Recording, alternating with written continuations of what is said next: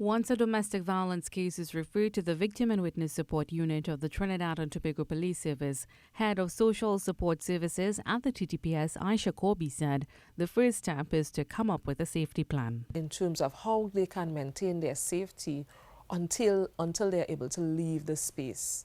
And that would include different things in terms of whether it is you have to pack a safety bag and keep essentials in it, and where do you store that bag so it can be accessed.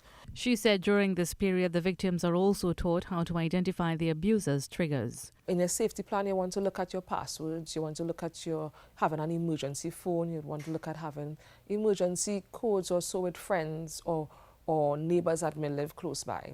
And then we'd also look at working with the victim for an exit plan.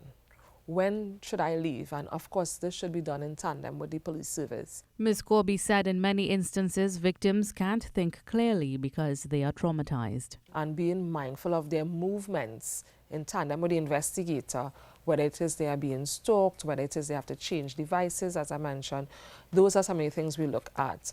Help is also offered if the victim doesn't want to leave the relationship. We also would like to go through with them in great detail if they do not want to leave the relationship for whatever reason, where the other party can get help.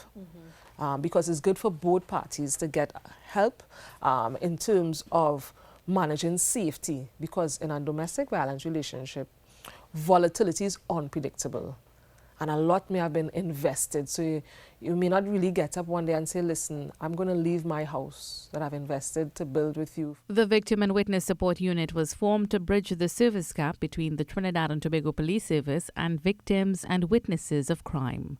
I'm Mahalia Joseph-Wharton, keeping tabs on your inner circle.